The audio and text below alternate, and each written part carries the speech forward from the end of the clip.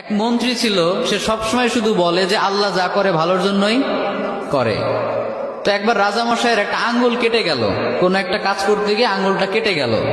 ওই টাইমে মন্ত্রী গিয়ে বলে, রাজামশাই মন খারাপ করবেন না, ডোন্ট বি আপসেট, আল্লাহ যা করে ভালোর জন্যই করে। এবার রাজামশাই তো রেগে গেছে যে এতদিন একা একা বক বক করতে কিছু বলি নাই, আমার আঙ্গুল কেটে গেল, এখানে ভালোর কি আছে? আচ্ছা, মন্ত্রীকে এবার বলতেছে, তো আল্লাহ যা করে ভালোর জন্যই করে, তাই না? বলে হ্যাঁ। তো ঠিক আছে, যা, তোরে আজকে থেকে আমি জেলখানায় ঢুকিয়ে দিলাম।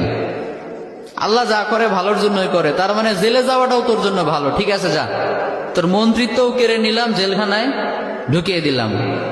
মন্ত্রী এবারও বলে, সমস্যা নাই, আল্লাহ যা করে ভালোর জন্যই করে।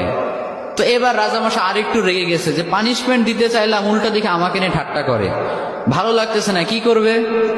রেগে মেগে কয়েকটা লোক নিয়ে, তার সাঙ্গপাঙ্গ যারা আছে ওদেরকে নিয়ে জঙ্গলে চলে গেছে শিকার করার জন্য।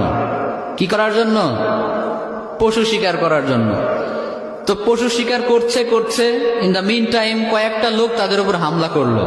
এরা হলো জঙ্গলি মানুষ, এদেরকে কি বলে? জঙ্গলি মানুষ, বুঝতে পারছেন? মানে এরা জঙ্গলি, ওদের ওপর হামলা। এই হামলা দেখে বাকি যারা ছিল রাজামশাই বাদে সবগুলো ভৌ দৌড়, এক দৌড়ে পলাই। চাচা আপন প্রাণ বাঁচা, নিজে বাঁচলে বাপের নাম, রাজামশাই মরলে মরুক, আমরা বাঁচি। আর রাজামশাই তো সুখে শান্তিতে বসবাস, দৌড়ানোর প্র্যাকটিস নাই। ওই আল্লাহর বান্দা একটু দৌড় দিতে না দিতে ধরা পড়ে গেছে। আর অন্যদের তো হেঁটে দৌড়ে অভ্যাস আছে, ওরা পালিয়ে গেছে।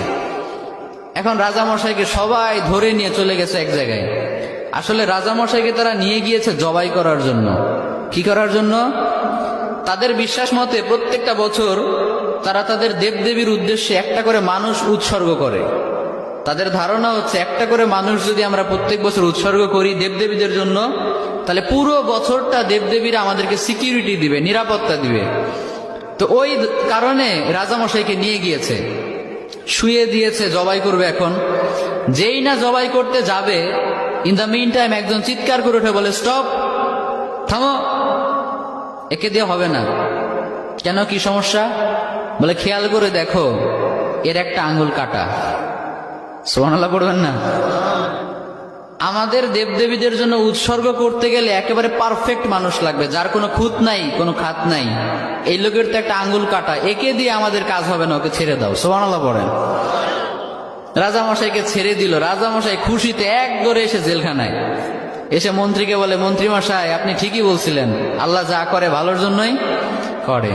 কিন্তু একটা জিনিস আমি এখনো বুঝলাম না, আমার আঙ্গুল কাটার কারণে না হয় আমি বেঁচে গেলাম, তার মানে আল্লাহ যা করে ভালোর জন্য করে, বুঝলাম।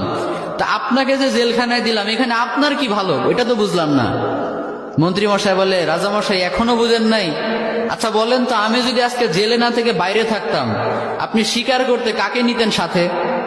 বলে, তোমাকেই তো নিতাম। তো আমি যদি আপনার সাথে যেতাম আর আমাদের উপর যদি আক্রমণ হতো, আমি কি আপনাকে রেখে পালাতে পারতাম? আমি তো আপনাকে নিয়েই পালানোর চেষ্টা করতাম। ফলে দুইজনে যদি ধরা পড়তাম, আপনার আঙ্গুল কাটার কারণে আপনাকে তো ঠিকই ছাড়তো, কিন্তু আমারে তো কোপা সামসু কোপা, কারণ আমার তো শরীরে কোনো খুঁত নাই। তার মানে আল্লাহ আমাকে কয়েক ঘন্টার জন্য জেলে ঢুকিয়ে চিরস্থায়ী মৃত্যুর হাত থেকে বাঁচিয়েছে, পড়েন সুবহানাল্লাহ। তাহলে এবারও বোঝা গেল যে আল্লাহ যা করে ভালোর জন্যই